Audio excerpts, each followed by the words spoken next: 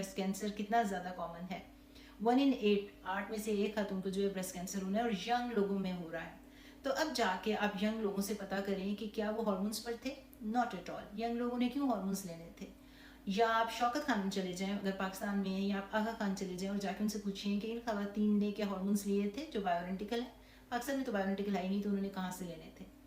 कहने का ये मतलब है कि ब्रेस्ट कैंसर की कॉज को समझने की कोशिश कीजिए कि ब्रेस्ट कैंसर क्यों होता है और ये इतना कॉमन क्यों हो गया। जेनेटिक्स, फैमिली हिस्ट्री तो काउंट करते हैं। इसकी वजह से अगर आपकी फैमिली हिस्ट्री में फर्स्ट रिलेटिव है आपका, यानी कि आपकी मदर या बहन को है, तो ब्रैका टेस्टिंग करवा लें आप। ब्रैका टेस्टिंग ज़रूरी है, जो कि वो वाली टेस्टिंग है जो एंजेलिना जोली ने भी कराई थी। उसके बाद वो ओवरीज या मस्टेक्टमी करा लेते हैं to decrease the risk of breast cancer के फ्यूचर में ना हो। वो तो खैर आप अपने ब्रेस्ट सर्जन से जाके पता करेंगे, लेकिन ब्रैका टेस्टिंग से आपको पता चल जाएगा कि जिसको कैंसर है वो अपनी करवा ले, तो आपको पता चल जाएगा कि वो पॉजिटिव था कि नेगेटिव। और अगर वो बंदा ज़िंदगी में नहीं है आपका, जिस तरह मेरी अम्मी फौत हो गई थी ब्रेस्ट कैंसर से, तो उन्होंने तो अपनी टेस्टिंग नहीं करवाई थी, तो हम सब बहनों ने करवा ली कि पता चल जाए कि फैमिली में रन करता है कि नहीं। उसके साथ आप जो खाते पीते हैं, आप जो प्रोसेस्ड फूड है, जो केमिकल्स हैं, जो टॉक्सिन्स हैं, कार्सिनोजेंस यानी जिसमें अल्कोहल, स्मोकिंग, आपका लाइफस्टाइल, प्लास्टिक्स, बीपीएस, ये सारी चीज़ें जो हैं, उसके साथ सिंथेटिक हार्मोन्स जिसमें क्या आता है, बर्थ कंट्रोल पिल्स आते हैं, एथिनिल एस्ट्रोडायोल आता है। और अगर एचआरटी कौन सी होती है, प्लीज़ खुदारा इसको समझें कि एचआरटी प्रोजेस्टिन्स होते हैं, जिसमें प्रोजेस्टिन आर्टिफिशियल सिंथेटिक प्रोजेस्ट्रॉन जिसे कहते हैं, ये बायोइडेंटिकल नहीं होते। बायोइडेंटिकल बिल्कुल डिफरेंट साइंस होती है, डिफरेंट मोलेकुलर स्ट्रक्चर होता है, जो कि जवानी का हार्मोन होता है, जो एक यंग लड़की 20 साल की उम्र में ओवरी से बना रही होती है। कैंसर होना हो तो 20 साल की लड़की को हो, क्योंकि उसके जो बायोइडेंटिकल जो उसके हार्मोन्स होते हैं, एस्ट्राडायोल और प्रोजेस्टेरोन वगैरह, टेस्टोस्टेरोन वगैरह, वो पीक पे होते हैं। That's why she is younger and healthier, young looking and healthy from inside out. अब क्या होता है, जब पेरीमेनोपॉज मेनोपॉज होता है तो ये वाले हार्मोन्स की डेफिशिएंसी हो जाती है, जो bioidentical identical to your biology, identical to your body, जो आपके जिस्म में बन रहे होते हैं, ये आपको प्रोटेक्ट करते हैं इन्फ्लेमेशन से। इसकी वजह से जब आप 40s में जाते हैं तो आहिस्ता आहिस्ता जो आपका लाइफस्टाइल था वो कैचअप करता है। यानी कि अगर केमिकल्स थे या आपकी जेनेटिक हिस्ट्री या फैमिली हिस्ट्री थी या जितनी भी कार्सिनोजेंस थे, उसकी वजह से जब वो कैचअप करेगा तो आहिस्ता आहिस्ता आपका जो इन्फ्लेमेशन है उसका स्टेज पेरीमेनोपॉज और मेनोपॉज में स्टेज सेट हो गया due to deficiency of bioidentical hormones. Inflammation का एक स्टेज सेट हो गया, तो अब कैंसर का जो सेल्स थे और जो अगर आपके अंदर कोई रीजन थी ऑलरेडी, तो कैंसर फिर अपनी जड़ पकड़ लेगा अंदर। तो इसकी वजह से इन्फ्लेमेशन सेट हुई होती है, जिसके ऊपर कैंसर आके अपना घर बना लेता है। तो अगर आप इन्फ्लेमेशन को कम कर दें, जो पेरीमेनोपॉज मेनोपॉज में due to deficiency of hormones हो रही है, तो आप बहुत सी डिजीजेस को कम कर देंगे, उसके खतरे को, उसके रिस्क को कम कर देंगे। तो it be like a prevention.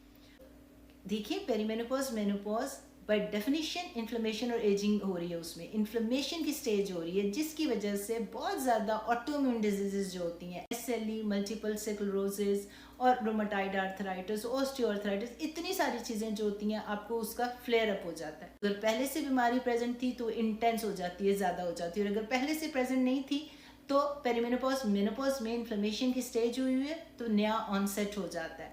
तो इसकी वजह से ये कॉन्सेप्ट्स प्लीज़ आप सही कर लें कि bioidentical actually risk of breast cancer को कम करता है बाय डिक्रीजिंग इन्फ्लेमेशन। तो अब अगर किसी को ऑलरेडी कैंसर हो गया हुआ है तो आप उसको बायोइडेंटिकल हार्मोन्स नहीं दे सकते, क्योंकि ये वाले हार्मोन्स ग्रो करते हैं, हील करते हैं। तो अगर कहीं कोई छुपा हुआ सीड प्रेजेंट है आपके अंदर ब्रेस्ट कैंसर का, तो उसको ग्रो करेगा।